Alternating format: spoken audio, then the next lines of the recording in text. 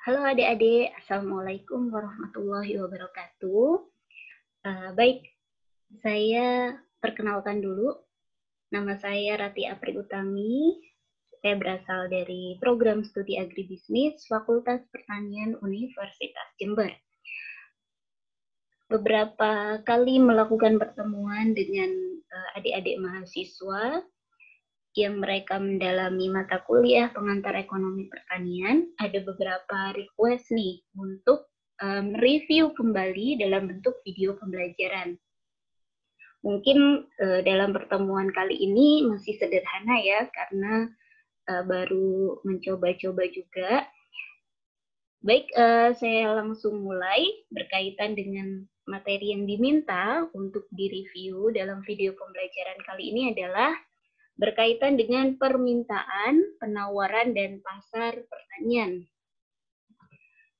Nah, di materi yang mungkin sudah saya sampaikan di kelas daring, bahwa harga itu merupakan satuan nilai yang diberikan pada suatu komoditas. Nah, dengan adanya harga tersebut, berarti akan memberikan informasi dari produsen pemilik komoditas tersebut kepada konsumen yang akan membeli komoditas tersebut tentunya. Nah, kalau dihadapkan pada suatu istilah permintaan, berarti di situ merupakan keseluruhan jumlah barang yang diminta pada suatu harga tertentu. Jadi kalau tadi harga itu merupakan satuan nilainya, maka ketika dikaitkan dengan keseluruhan jumlah barang yang diminta pada tingkatan harga tertentu, maka itu disebut dengan permintaan. Simbolnya permintaan di sini adalah D atau dikenal dengan kepanjangannya demand.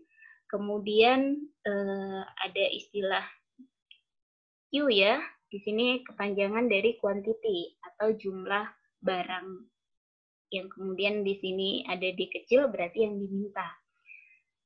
Sedangkan kalau kita kebalikannya, kalau permintaan itu berarti diminta, maka ketika ada posisi ditawarkan, itu adalah istilahnya penawaran. Berarti kita ulang lagi ya, penawaran merupakan keseluruhan jumlah barang yang ditawarkan pada suatu harga tertentu. Nah, kita akan lihat posisi permintaan itu di siapa, penawaran di siapa. Kita lanjutkan slide berikutnya ya. Jadi ketika dipertemukan kelompok pembeli dan penjual dalam aktivitas jual beli suatu barang atau jasa, maka disitulah kita kenal istilah pasar. Maka ketika di situ ada tempat yang mempertemukan pembeli dan penjual, berarti akan tercapai kesepakatan nanti. Nah, pembeli berinteraksi dengan penjual di pasar, maka pembeli akan menentukan permintaan. Berarti bayangannya ketika kita nanti menjelaskan permintaan, mahasiswa membayangkan posisinya adalah pada pembeli. Sedangkan penjual itu menentukan penawaran. Berarti nanti ketika saya menjelaskan penawaran, teman-teman harus mengingat di situ pada posisi penjual. Oke, satu-satu ya kita akan jelaskan teori permintaan, kemudian teori penawaran, dan nanti yang terakhir adalah keseimbangan pasar. Secara teori, permintaan pasar itu menunjukkan hubungan antara jumlah barang yang diminta dari berbagai tingkat harga. Mungkin kalau lewat kurva, saya akan sediakan di sini ya. Jadi ketika teorinya adalah permintaan, berarti tadi hubungan sejumlah barang, kalau di sini adalah quantity, pada berbagai tingkat harga, yaitu price. Ya, jadi itu merupakan teori permintaan. Jadi hubungan antara jumlah barang yang diminta pada berbagai tingkat harga. Nah, apa saja faktor yang menentukan permintaan? Berarti tadi kan posisinya pada pembeli ya. Jadi kita membayangkan ketika kita mau beli barang, berarti faktor apa sih yang menyebabkan kita tertarik gitu. Yang pertama adalah harga barang itu sendiri. Jadi ketika kita mau beli buah misalkan, maka kita akan melihat harga buahnya. Yang kedua, kita akan membandingkan dengan harga barang lain. Misalkan, ya bisa jadi kita beli buah jeruk, atau bisa juga harga barang lain itu dikaitkan dengan adanya substitusi dan komplementer. Jadi kalau substitusi itu pengganti, ya bisa aja ketika kita membeli buah jeruk, ternyata kita melihat harganya mahal, maka kita akan memilih harga yang lebih murah. Misalkan ada buah mangga, nah itu berarti adalah kita terpengaruh karena barang substitusi. Lalu kalau ada harga barang lain itu kaitannya dengan komplementer, berarti itu namanya adalah pelengkap. Ya, misalkan ketika kita mau membeli buah jeruk, ternyata kita dipengaruhi oleh pelengkapnya. Contohnya kita membeli apa ya, mesin untuk membuat jus. Nah, berarti ketika kita mau beli jeruk, nah kita mungkin akan terpengaruh juga oleh harga dari pembuat jus atau blender. Kemudian yang ketiga, yang menentukan kita membeli buah tersebut misalkan adalah pendapatan. Jadi pada saat itu pendapatan kita berapa, maka juga akan mempengaruhi dari pembelian buah atau komoditas yang ingin kita beli. Kemudian yang keempat, selera atau kebiasaan. Ya jelas ya, kita suka atau tidak dengan komoditas tersebut, maka itu akan mempengaruhi kita membeli barangnya. Yang kelima adalah distribusi pendapatan. Jadi merata atau tidaknya, timpang atau tidaknya, ternyata itu juga bisa mempengaruhi dalam hal permintaan. Jumlah penduduk, nah ini akan berkaitan juga apabila negara ingin mengimpor, karena impor itu kan dalam rangka negara meminta ya, nah itu juga akan dipengaruhi oleh jumlah penduduknya. Yang ketujuh, ramalan atau ekspektasi mengenai keadaan di masa yang akan datang. Bisa jadi seseorang akan membeli barang itu dipengaruhi oleh kondisi yang mungkin saat ini lagi krisis, atau mungkin di masa mendatang akan menjadi lebih baik, misalkan. Kemudian yang kedelapan adalah usaha produsen meningkatkan penjualan. Ya mungkin melalui sponsor kita tertarik, atau melalui pamflet, atau lewat promosi-promosi lainnya. Nah, itu bisa menjadikan kita tertarik atau menjadi penentu dari permintaan kita. Baik, kita akan coba melihat dari kurva permintaan. Jadi kurva permintaan di sini ditentukan oleh suatu hukum. Nah, hukum permintaan mengatakan bahwa jika harga barang atau jasanya relatif makin rendah, artinya kita gini, kalau harganya murah, berarti permintaannya akan lebih besar, dan sebaliknya. Hal ini berlaku ceteris paribus ya, jadi faktor yang lain dianggap konstan. Faktor lain yang tadi selain harga. Jadi yang dilihat dalam hukum permintaan ini adalah harganya. Faktor yang lain itu dianggap tetap. Ini tadi. Jadi yang berubah hanya harganya, yang nomor 1, nomor 2 sampai nomor 8 itu dianggap tidak berubah atau tetap. Gambarnya kurva permintaan seperti ini. Nah, kalau kita mau lebih mudah, saya sudah sediakan untuk menggambar ya. Jadi kita akan coba terapkan, misalkan di sini kita mau membeli beras. Nah, pada saat awal harga berasnya 10.000 1 kilo ya. Jadi ketika harga berasnya 1 kilo 10.000, maka kita akan membeli lebih banyak karena harganya masih murah. Tapi kalau nanti harganya 12.000, tentu saja kita akan mengurangi pembelian. Baik, kita akan hubungkan ya. Jadi ketika tadi 10.000 berarti pembeliannya banyak ya. Jadi ketika harganya turun, kita belinya banyak. Oke, berarti 10.000 kita akan buat garisnya dengan yang kuantitasnya banyak, yaitu di sini saya sediakan 5 kilo. Tadi dengan 5 kilo ya. Nanti kita akan pasangkan dengan 5 kilo. Ini sudah lurus. Kita coba saja copy dengan yang bawah.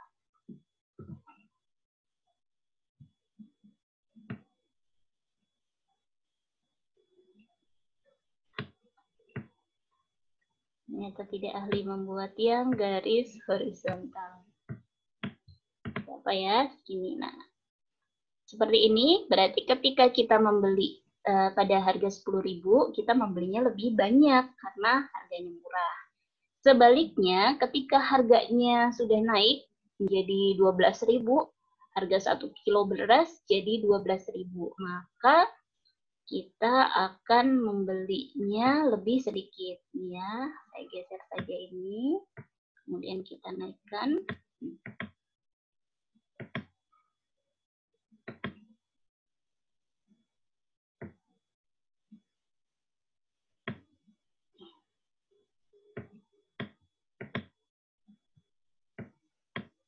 Nah, seperti ini.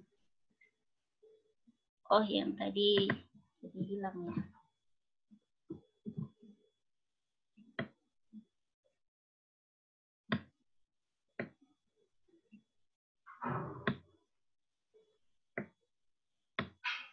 Supaya tidak terlalu kelihatan banyak garis, saya coba akan buat garis putus-putus ya. Maksudnya supaya tidak bertabrakan. Kita coba garis putus-putus. Nah, seperti ini, lebih rapi. Jadi kita sudah menghubungkan nih hukum permintaannya. Bagaimana ketika harga naik dengan kuantitas yang diminta lebih sedikit, dan ketika harga turun, maka kuantitas yang diminta lebih banyak. Nah, pertemuan titik-titik yang menghubungkan harga dengan kuantitas masing-masing tadi, kita akan langsung hubungkan ya. Jadi kita hubungkan dengan suatu garis. Nah, inilah yang kita sebut dengan kurva permintaan. Kita tebalkan.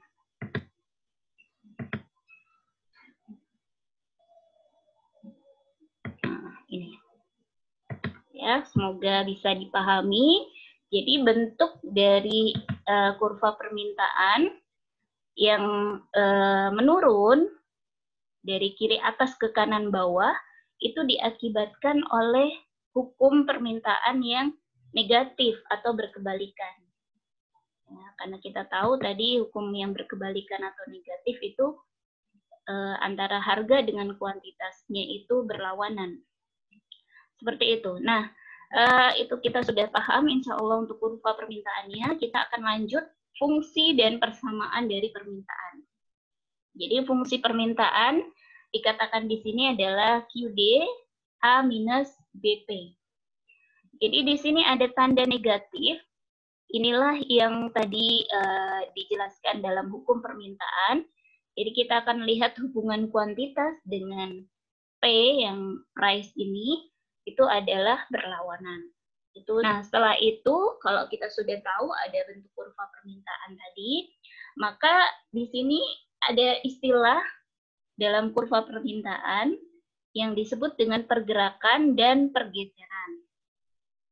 Nah, tadi kita sudah tahu ya bahwa harga itu menentukan dari hukum permintaan. Sehingga tadi ada perubahan tuh di satu titik ke titik yang lain yang masih dalam satu kurva.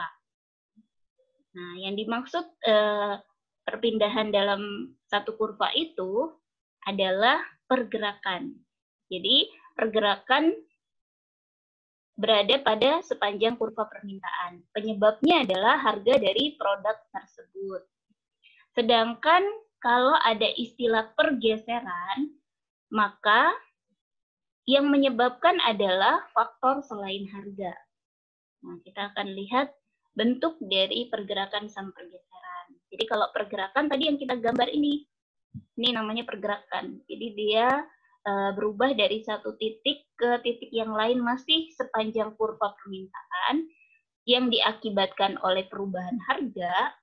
Nah, itu berarti namanya adalah pergerakan. Sedangkan kalau faktor yang lain, dari nomor 2 tadi ada harga barang lain, tingkat pendapatan, selera, jumlah penduduk, kemudian ekspektasi maupun usaha-usaha produsen yang lain, maka itu disebut dengan pergeseran. Nah, pergeseran berarti sudah bukan dalam satu kurva, tapi sudah pindah ke kurva lain. Nah, perpindahan kurva yang lain kita akan lihat di sini ya. Dia bisa geser ke kanan, misalkan ada D0, itu ke kanan berarti permintaannya bertambah. Atau bisa ke D1, berarti permintaannya berkurang. Nah, faktor apa yang menggeser D1 ke D0? Atau sebaliknya, itu adalah faktor selain dari harga. Ini ya, jadi terlihat ini perbedaannya.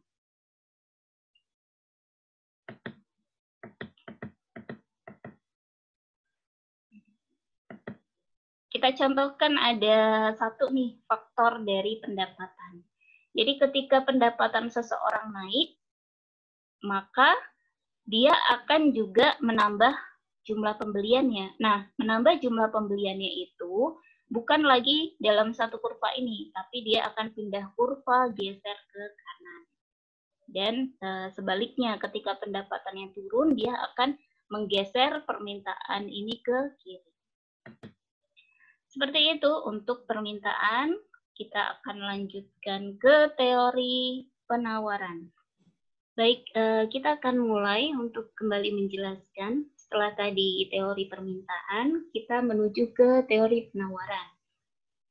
Nah, secara tadi kita sudah tahu posisinya ya, bahwa penawaran itu berada pada penjual. Jadi ketika kita menawarkan atau menjual barang atau memproduksi sejumlah barang pada berbagai tingkat harga, itu disebut dengan teori penawaran.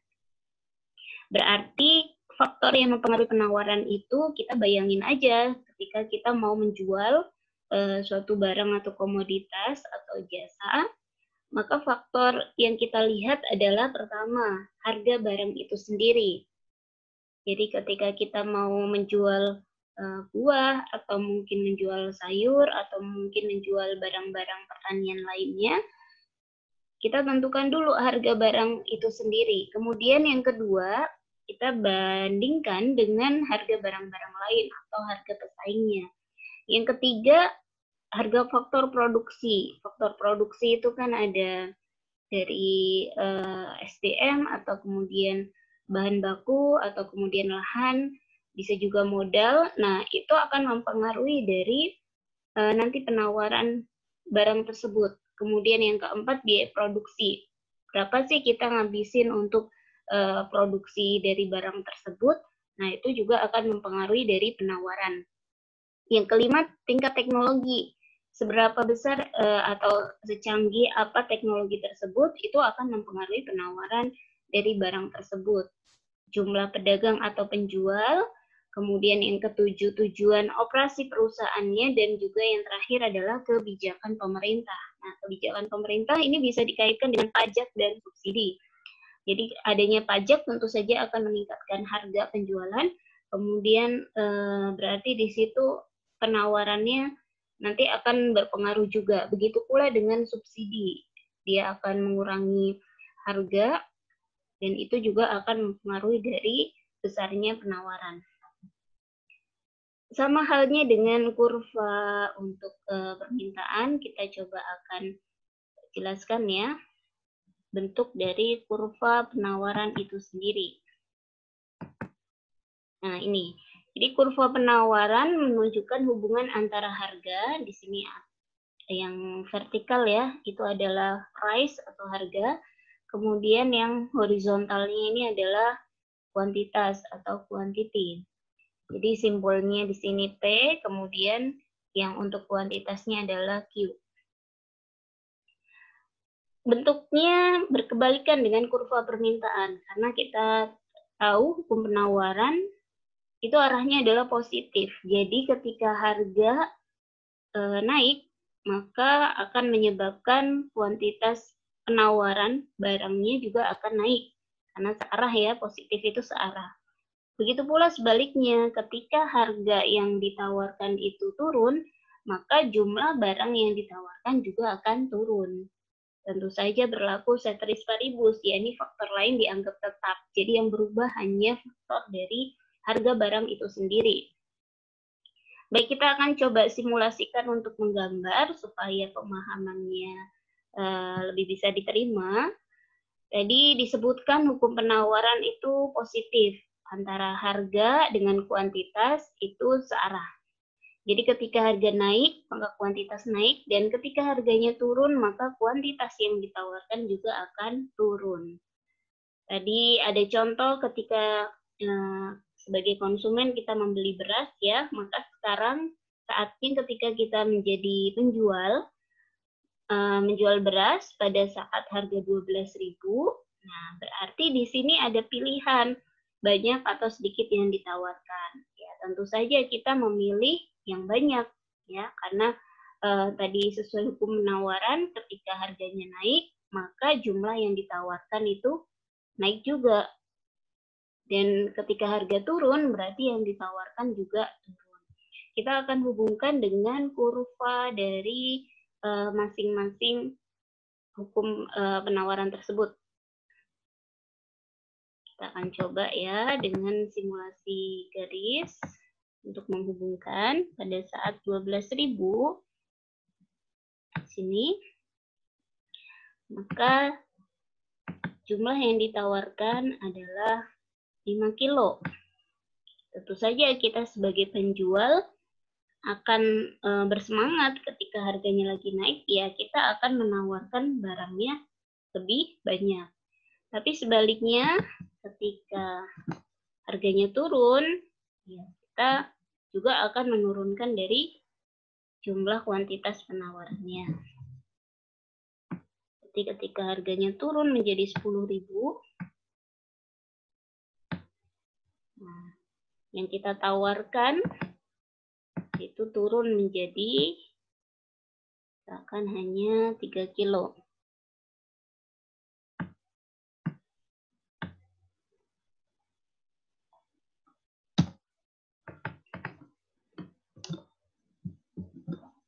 Nah, seperti ini.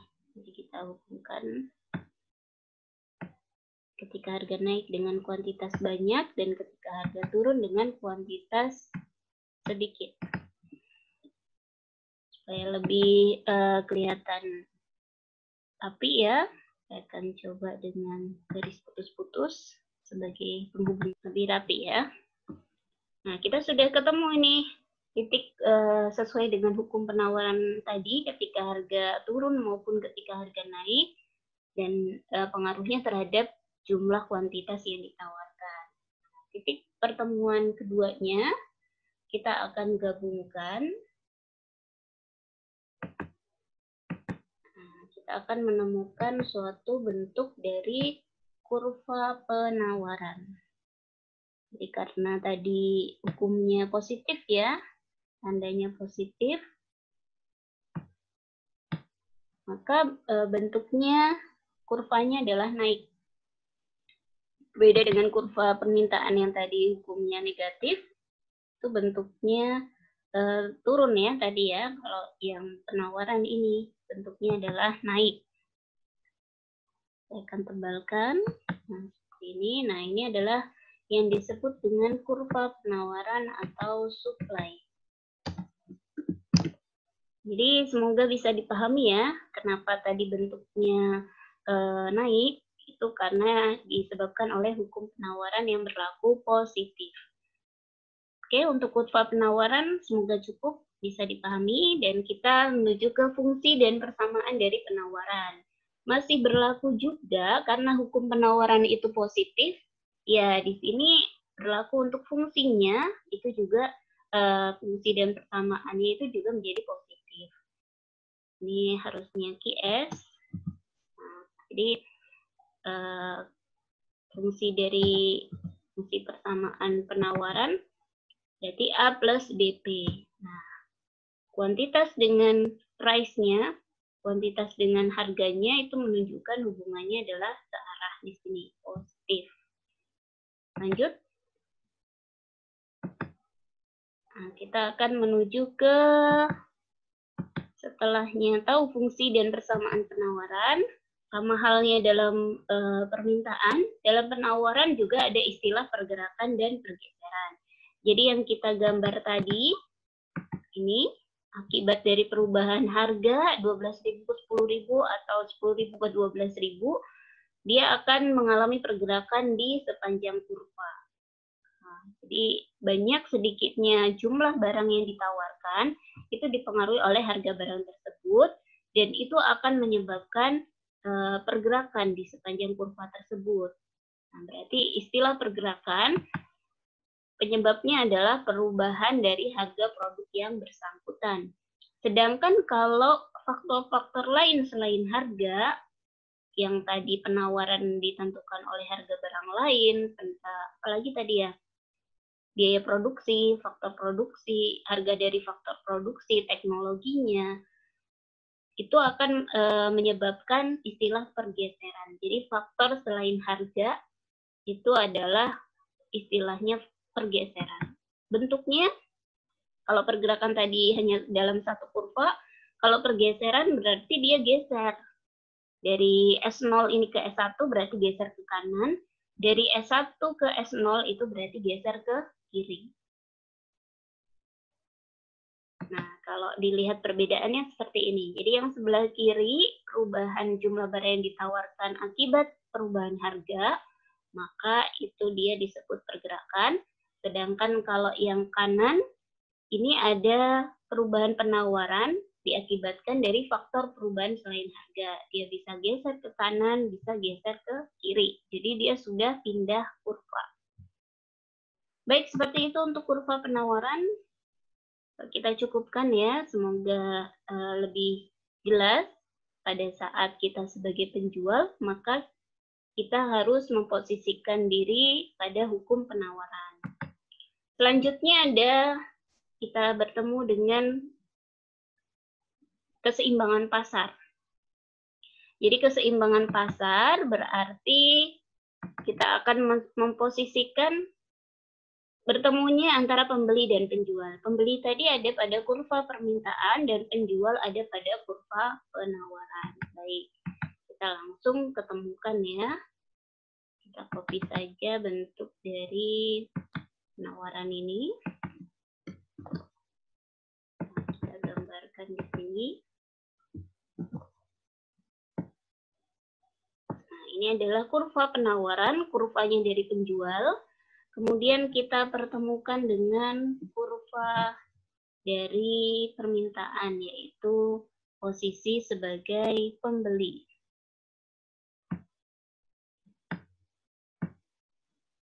Nah, seperti ini tadi kan ya, kurvanya permintaan. Dia turun dari kiri atas ke kanan bawah. Sedangkan kalau kurva penawaran, dia naik dari mana ini?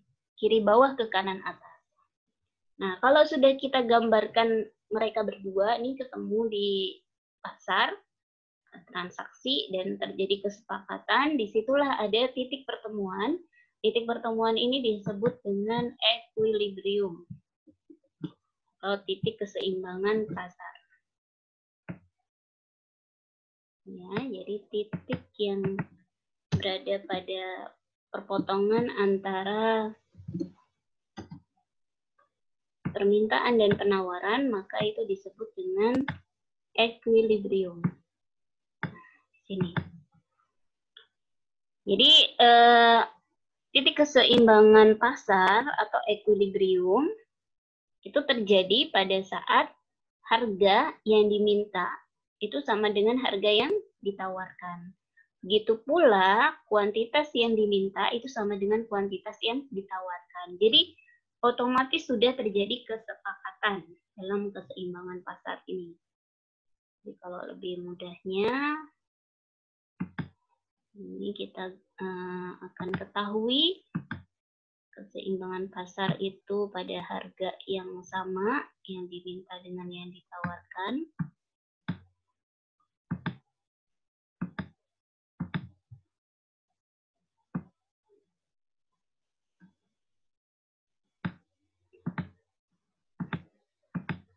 seperti ini. Jadi bisa gambarkan putus-putus dulu.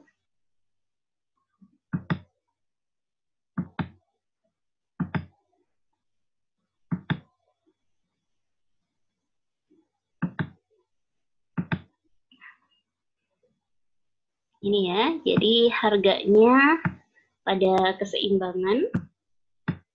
Kemudian kuantitasnya juga sudah berada pada keseimbangan. Oke, jadi seperti ini bentuk dari mekanisme pasar atau kurva keseimbangan pasar. Terjadi perpotongan antara kurva permintaan dan kurva penawaran, dan titik perpotongannya itu adalah equilibrium, di mana harga yang diminta sama dengan ditawarkan dan kuantitas yang diminta sama dengan kuantitas yang ditawarkan. Nah, pada saat keseimbangan pasar, maka terjadi daerah-daerah yang disebut dengan yang atas ini ya, excess supply dan juga excess demand. Nah, excess supply itu kondisi pada saat mungkin lagi panen raya atau mungkin lagi banyak-banyaknya stok barang itu lagi melimpah, maka itu disebut dengan kelebihan penawaran. Itu berada pada daerah yang atas. Kemudian ketika terjadi paceklik mungkin atau terjadi kelangkaan dari suatu komoditas pertanian, orang-orang pembeli atau konsumen akan otomatis banyak yang meminta begitu. Jadi itu disebut dengan daerah excess demand atau kelebihan dari permintaan. Seperti itu ya. Jadi untuk memudahkannya, teman-teman mengingat yang segitiga atas ini adalah daerah excess supply, kemudian yang segitiga yang di bawah ini adalah daerah dari excess demand. Mungkin dicukupkan sampai keseimbangan pasar supaya waktunya juga tidak terlalu banyak. Nah, sebagai penutupnya tentu saja dalam keseimbangan pasar itu juga nanti ada istilah pergeseran. Jadi perubahan keseimbangan pasar itu bisa jadi permintaannya bertambah, maka juga akan merubah dari keseimbangan pasar. Dan kalau ada pergeseran penawaran, itu juga akan menyebabkan perubahan dari keseimbangan pasar. Jadi perlu diperhatikan yang bergeser itu faktor apa. Misalkan dia faktor pendapatan, ya yang digeser adalah kurva dari permintaannya. Tapi kalau yang berubah, misalkan faktor dari biaya produksi, ya yang digeser adalah kurva penawarannya. Jadi keseimbangan yang baru itu akan mengikuti dari perubahan faktor-faktor dari permintaan atau penawaran itu sendiri. Sekian, terima kasih untuk materi dari permintaan, penawaran, dan mekanisme pasar. Selanjutnya, mungkin kita akan menuju ke kebijakan harga tertinggi dan harga dasar ya, tapi kita tetap memakai acuan dari kurva keseimbangan pasar. Jadi nanti di situ akan ketahuan pemerintah dalam rangka menerapkan harga tertinggi untuk melindungi siapa dan harga dasar untuk melindungi siapa. Baik, saya tutup dulu untuk materi pembelajaran permintaan, penawaran, dan pasar. Semoga bisa dipahami dan terima kasih atas perhatiannya. Wassalamualaikum warahmatullahi wabarakatuh.